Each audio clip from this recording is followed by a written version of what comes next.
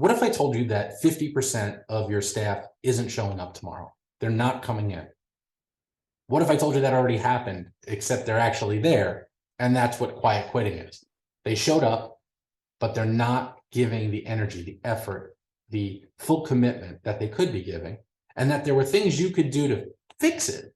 But if you're not willing to take an honest look in the mirror and a look at the problems and sort of strategize and make a plan, you may continue to have half of all your staff, according to a recent Gallup poll, not show up to work, but show up to work.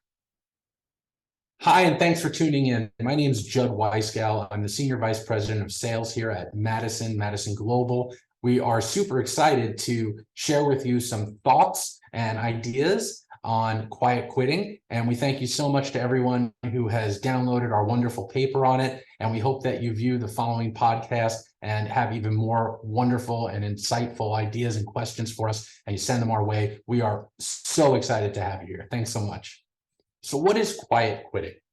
Well, quiet quitting is the term used to describe giving the bare minimum at work, showing up at 9, leaving at 5. Now, many generations prior to this one have had terms for this, right? Clock watcher is an old one that I know comes back from time to time, but that's ultimately what quiet quitting really is. Someone who shows up, gives the bare minimum, and leaves. And what we're looking at as we talk about quiet quitting is things such as, how did it start? What does it look like? Where is it going? How do I prevent it? All of these types of questions around quiet quitting, as it has just taken the world by storm. And to be quite candid, it's a serious challenge that many organizations are facing today. So how big of an impact is quiet quitting having?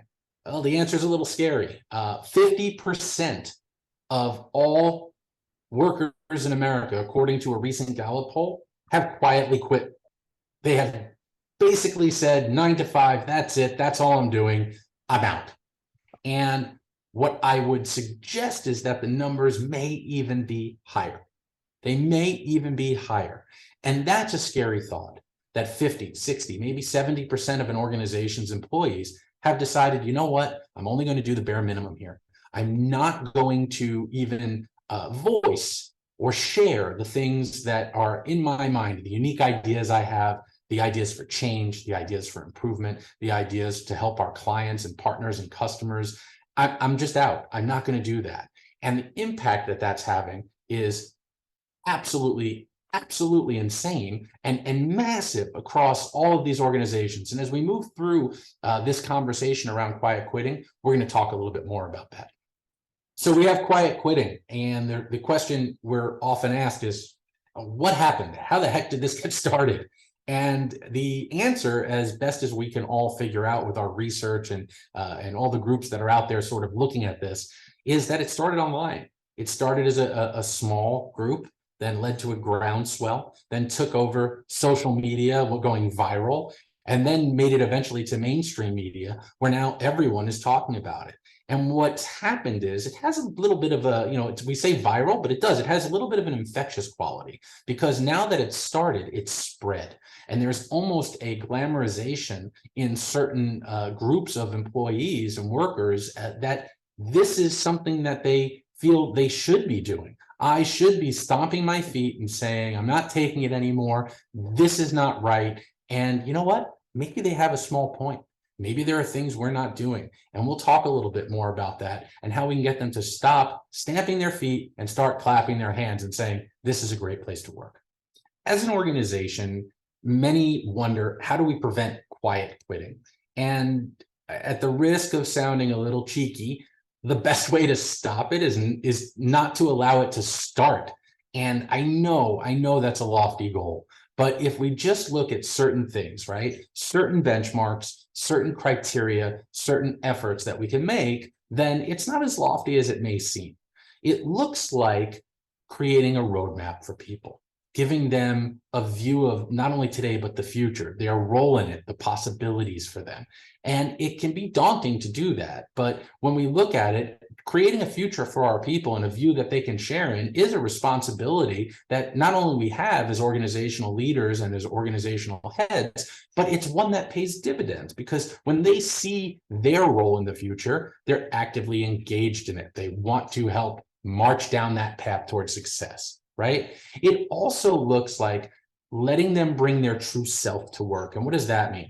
It means caring about what's important to them as well as what's important to your organization, and then more specifically focusing on how they align so that you can incorporate those individual personal beliefs and traits and ideas and goals and objectives into a larger sort of pattern of we support that. An example might be someone has interests outside the organization in charity. Well, maybe you look for ways to support that, right? And to get other folks in your organization to join that charitable effort. That would not only suggest that your organization cares and cares about the community at large, but also that it cares about the people within it and what's important to them.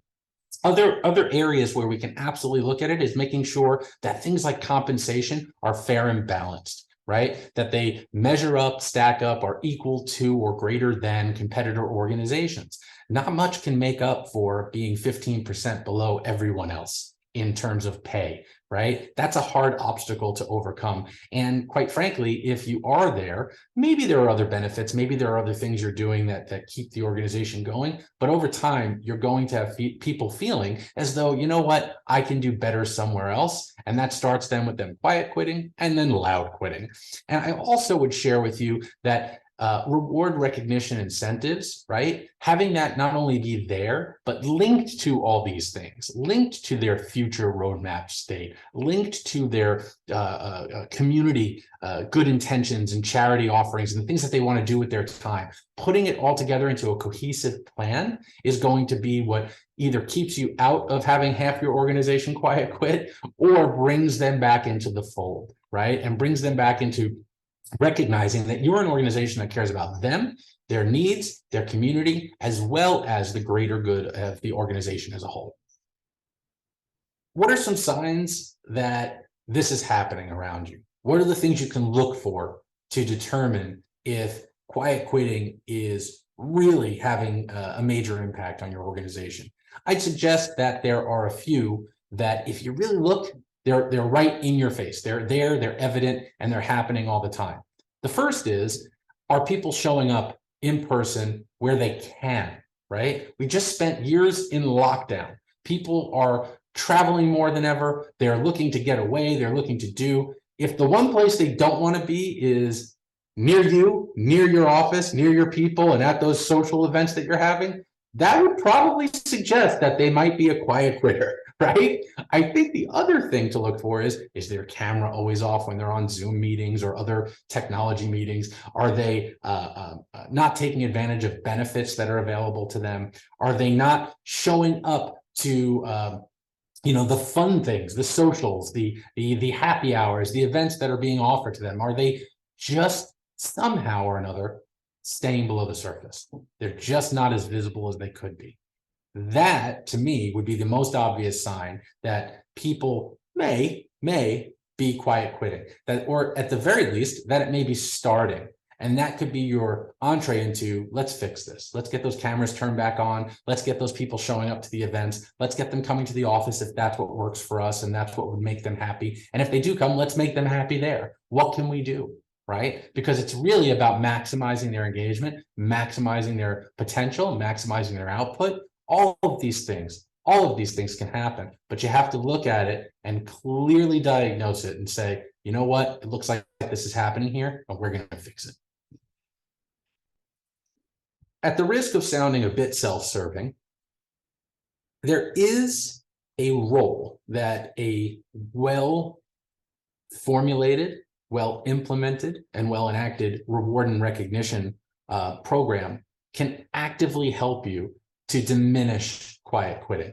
Now, that's not to suggest that any one thing is some magic solution, right? It takes many benefits to add up and be utilized by your people in order for them to work in concert and then ultimately have a really nice melody happen, right? But reward recognition and incentive is really important and critical, because what it can do is add socialization that might be missing from the organization. It can add visibility to people, projects, teams. It can effectively, instantly, and specifically give recognition so that an individual feels really, really seen and appreciated in the moment. And more so, what it can do is it can help you as an organization gather data around the areas where success is happening, where things are going great, where there's the most reward and recognition happening. And what winds up in the end of all of this is that you get employees that feel seen, heard, appreciated. You get organizations that are getting insight they might not otherwise have into where good things are happening. And what that looks like is better performance reviews, better road mapping, better engagement, better performance, overall happiness and health of an organization. So I do believe that fundamentally reward recognition and incentive has a critical part, not the only, but a critical part in helping reduce quiet quitting. Thank you, everyone, for tuning in, for listening, for reading the white papers and watching the podcast. We greatly appreciate you. Once again, my name is Judd Weisgall. I'm Senior Vice President of Sales here at Madison Global.